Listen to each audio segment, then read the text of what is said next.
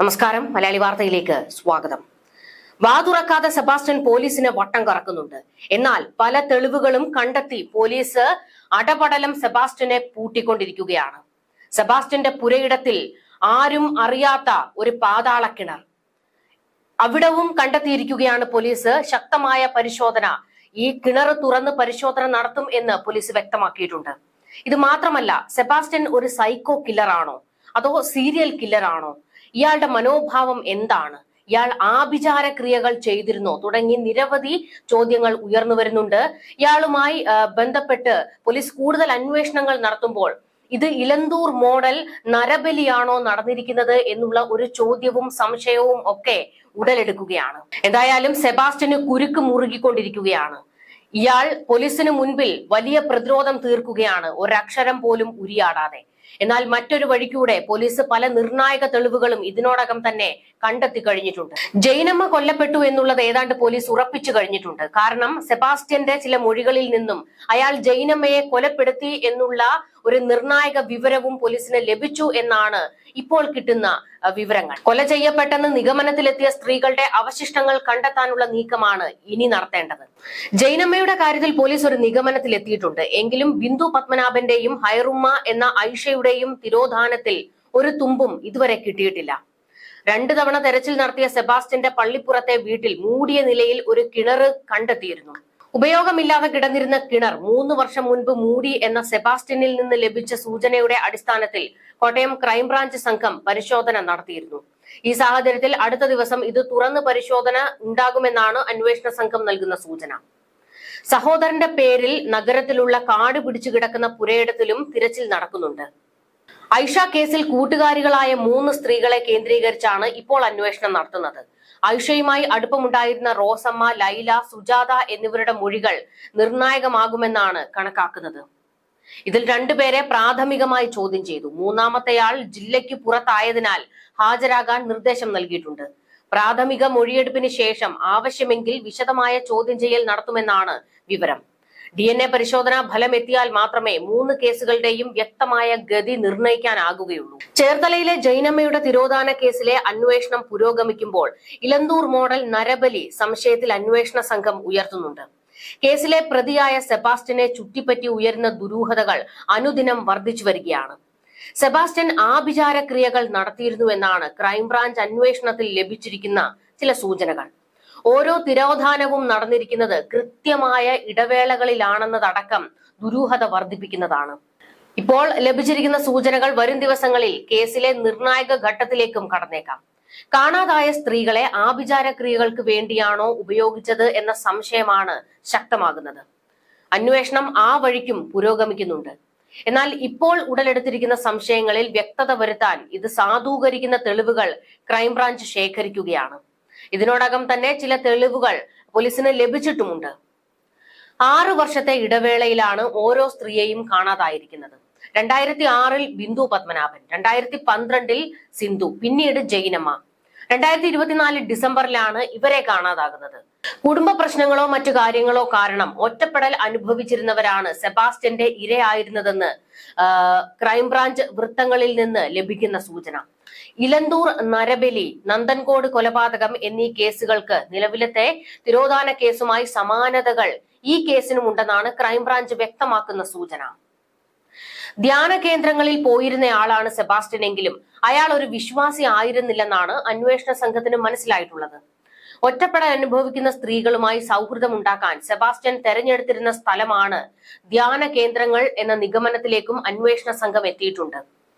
എന്നാൽ ശാസ്ത്രീയമായ തെളിവുകൾ ഇല്ലാതെ ഇക്കാര്യങ്ങളെല്ലാം കുറ്റപത്രത്തിൽ ഉൾപ്പെടുത്താനാകില്ല. ശനിയാഴ്ച സെബാസ്റ്റ്യനെ ചേർത്തലയിലെ കടയിലെത്തിച്ച് തെളിവെടുപ്പ് നടത്തിയിരുന്നു. സെബാസ്റ്റ്യൻ റെഫ്രിജറേറ്റർ വാങ്ങിയ കടയിലാണ് എത്തിച്ചത്. മാംസവും രക്തവും സൂക്ഷിക്കാനാണോ ഫ്രിഡ്ജ് വാങ്ങിയത് എന്ന സംശയവും ക്രൈംബ്രാഞ്ച് സംഘത്തിനുണ്ട്.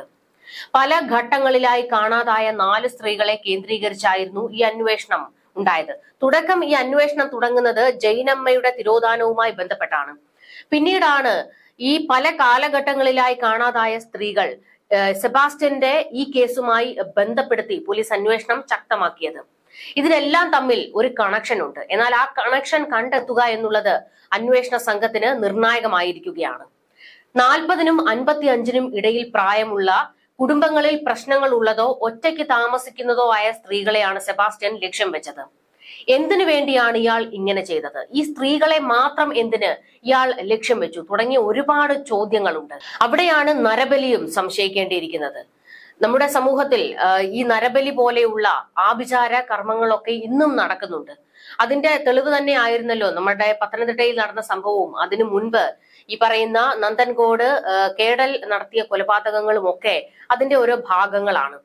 അങ്ങനെ വെച്ച് നോക്കുമ്പോൾ ഈ നരബലിയും കേസിൽ സംശയിക്കേണ്ടിയിരിക്കുന്നു എന്ന് തന്നെയാണ് പോലീസും വ്യക്തമാക്കുന്നത്. സെബാസ്റ്റ്യൻ നഗ്ന പൂജകളൊക്കെ സ്ത്രീകളെ ഉപയോഗിച്ച് നടത്തിയിരുന്നോ എന്നൊക്കെ പോലീസ് സംഘം സംശയിക്കുന്നുണ്ട്. നരബലി പോലെയുള്ള എന്തെങ്കിലുമാണ് നടന്നിരിക്കുന്നതെങ്കിൽ സെബാസ്റ്റ്യന് മറ്റാരുടെയൊക്കെയോ സഹായം ലഭിച്ചിട്ടുണ്ടാകണം. കാരണം തനിയെ അയാൾക്ക് ഇത്രയും കാര്യങ്ങൾ ചെയ്യാൻ കഴിയില്ല. അവിടെയാണ് അന്വേഷണ സംഘം ഇയാളുടെ കൂട്ടാളികളെ പരതുന്നത്. സെബാസ്റ്റ്യന് കൃത്യമായി ആരിൽ നിന്നൊക്കെയോ സഹായം ലഭിച്ചിട്ടുണ്ട്. അതിന്റെ ഉറവിടമാണ് ഇനി കണ്ടെത്തേണ്ടത്. ഇപ്പോൾ ചില അഭ്യൂഹങ്ങളും നിഗമനങ്ങളും ഒക്കെയാണ് അന്വേഷണ സംഘത്തിനുള്ളത്. ഇത് എല്ലാം തെളിയിക്കുന്ന കൃത്യമായ തെളിവുകൾ ഇനി ലഭിക്കേണ്ടതുണ്ട്. അതുകൂടി കിട്ടിക്കഴിഞ്ഞാൽ സെബാസ്റ്റ്യന്റെ കാര്യത്തിൽ ഒരു തീരുമാനമാകും. സ്ത്രീകളെ മാത്രമായിരുന്നോ സെബാസ്റ്റ്യൻ ലക്ഷ്യം വെച്ചത് എന്നും സംശയിക്കേണ്ടിയിരിക്കുന്നു. കാരണം കൊലപാതകങ്ങൾ ഇനിയും കൂടാൻ സാധ്യതയുണ്ട്. അയാൾ സ്ത്രീകളെ മാത്രമാണോ കൊലപ്പെടുത്തിയിരിക്കുന്നത്? ഈ 4 സ്ത്രീകൾ മാത്രമാണോ ലിസ്റ്റിൽ ഉണ്ടായിരുന്നത്? അതോ മറ്റാരെങ്കിലും ഉണ്ടായിരുന്നോ? തുടങ്ങി ഇനിയും സംശയങ്ങൾ ഒരുപാട് ബാക്കി നിൽക്കുകയാണ്. ആലപ്പുഴയിലെ പള്ളിപ്പുറത്ത് 2.5 ഏക്കർ സ്ഥലം കേരളത്തിലെ ധർമ്മസ്ഥലയോ എന്ന് പോലും അന്വേഷണ സംഘം സംശയിച്ചു തുടങ്ങിയിരുന്നു. കേരളത്തിൽ ചേർത്തലയിൽ നടന്ന ഈ ഒരു മരണം കേരളത്തിലെ ധർമ്മസ്ഥല എന്ന രീതിയിൽ തന്നെയായിരുന്നു പ്രചരിച്ചിരുന്നത്. ഏറെ ദുരൂഹതകൾ നിറയ്ക്കുന്ന ഒരു ഭൂമിയാണ് അത്. ആലപ്പുഴയിലെ പള്ളിപ്പുറത്തെ 2.5 ഏക്കർ സ്ഥലം സെബാസ്റ്റ്യന് പാരമ്പര്യ സ്വത്തായി കിട്ടിയതാണ്. അവിടെ ഒത്ത നടുക്കായി നിഗൂഢതകൾ നിറയുന്നൊരു പഴയ വീടുണ്ട്. വീടിന് ചുറ്റും നിറയെ പുല്ലും കാടും നിറഞ്ഞ പ്രദേശമായിരുന്നു. ഈ പുരയിടത്തിന് ചുറ്റും വൃത്തിയാക്കാൻ സെബാസ്റ്റ്യൻ ഒരു കാലത്തും തയ്യാറായിട്ടില്ല. അത് മുഴുവൻ കാട് പിടിച്ചു കിടക്കുന്നതിലായിരുന്നു അയാൾക്ക് താല്പര്യം. പക്ഷെ ഇടയ്ക്കിടെ സെബാസ്റ്റ്യൻ അവിടേക്ക് പോകുകയും ചെയ്യുന്നുണ്ടായിരുന്നു.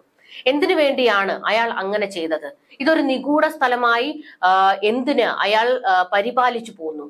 എന്തായാലും സെബാസ്റ്റ്യന്റെ ഈ ശവക്കോട്ട പോലീസ് ജോലിക്കാരെ നിർത്തി വെട്ടി തെളിച്ചു കഴിഞ്ഞിട്ടുണ്ട്. ഈ ഭൂമിക്കടിയിൽ എവിടെയൊക്കെയോ സെബാസ്റ്റ്യൻ കൊലപ്പെടുത്തിയ സ്ത്രീകളുടെ മൃതദേഹാവശിഷ്ടങ്ങൾ ഉണ്ടെന്ന് തന്നെയാണ് പോലീസ് സംശയിക്കുന്നത്. ഇതിനോടകം സംശയം തോന്നിയ ചില സ്ഥലങ്ങൾ കുഴിച്ചു നോക്കുകയും ചെയ്തിട്ടുണ്ട്. അവിടെ നിന്ന് ചില തെളിവുകളൊക്കെ പോലീസിന് ലഭിച്ചിട്ടുമുണ്ട്. ഈ സ്ഥലത്തിന്റെ അതിർത്തികളിലായി 3 കുളങ്ങളും കിണറുകളുമുണ്ട്. വീടിനകത്ത് ഒരു മുറി മാത്രം ഗ്രാനൈറ്റ് പാകിയതും സംശയങ്ങൾ പലതാണ് അന്വേഷണ സംഘത്തിൽ ഉണ്ടാക്കുന്നത്. ബാക്കി എല്ലാ മുറികളിലും ടൈലാണ് ഇട്ടിരിക്കുന്നത്. കടാവറും മണ്ണുമാന്തി യന്ത്രവും എല്ലാം എത്തിച്ച് നടത്തുന്ന പരിശോധനയിൽ മനുഷ്യന്റേതെന്ന് കരുതുന്ന അസ്ഥി കഷ്ണങ്ങളും തലയോട്ടിയും തുടയെല്ലും ക്ലിപ്പിട്ട പല്ലിന്റെ ഭാഗങ്ങളും എല്ലാം കണ്ടെത്തിയിട്ടുണ്ട്.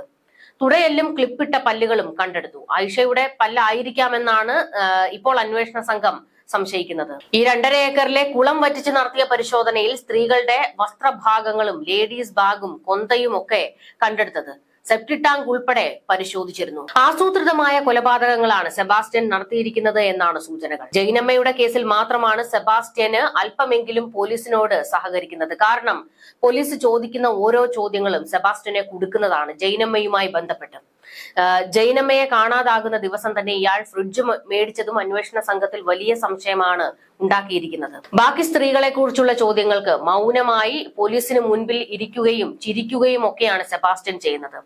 ഒരു നോർമൽ അല്ലാത്ത ഒരു മനുഷ്യനെ പോലെയാണ് ഇയാൾ പെരുമാറുന്നത്. അത് അന്വേഷണം വഴിതിരിച്ചു വിടാനും തനിക്ക് എന്തെങ്കിലും മാനസിക ബുദ്ധിമുട്ടുകൾ ഉണ്ട് എന്ന് കാണിക്കാനും വേണ്ടിയുള്ള ഒരു നീക്കമായിരിക്കാം. കാരണം മാനസിക പ്രശ്നങ്ങളുള്ള ആളാണെങ്കിൽ കോടതിയിൽ നിന്ന് ഇളവ് കിട്ടും എന്നുള്ള കാര്യങ്ങളൊക്കെ സെബാസ്റ്റ്യന് കൃത്യമായി അറിയാം. അതുകൊണ്ട് അത്തരത്തിലുള്ള ഒരു നീക്കവും ഒക്കെയാണ് ഇയാൾ ഇപ്പോൾ നടത്തിക്കൊണ്ടിരിക്കുന്നത്. പക്ഷെ പോലീസിന് മുൻപിൽ ഒരു കൂസലുമില്ലാതെയാണ് ഇയാൾ പെരുമാറുന്നത്. ഇതൊക്കെ ചെയ്തിട്ടും തനിക്കൊരു പ്രശ്നവുമില്ല, ഇനിയും വേണമെങ്കിൽ ചെയ്യും എന്നുള്ള ഒരു നിലപാടൊക്കെയാണ് ഇയാളുടെ ശരീരഭാഷയിൽ നിന്നൊക്കെ പോലീസിന് പോലും വ്യക്തമാകുന്നത്. സ്ത്രീകളുടെ തിരോധാന കേസിൽ സീരിയൽ കില്ലർ എന്ന് സംശയിക്കുന്ന സെബാസ്റ്റ്യനുമായി ബന്ധമുള്ളവരിൽ നിന്നും ചില വിവരങ്ങൾ ഇതിനോടൊപ്പം തന്നെ പുറത്തു വരുന്നുണ്ട്. സെബാസ്റ്റ്യനെ അറിയാമെന്നും ക്രൂരനായി തോന്നിയിട്ടില്ല എന്നും കാണാതായ ആയിഷയുടെ അയൽക്കാരി റോസമ്മ പറയുന്നത്.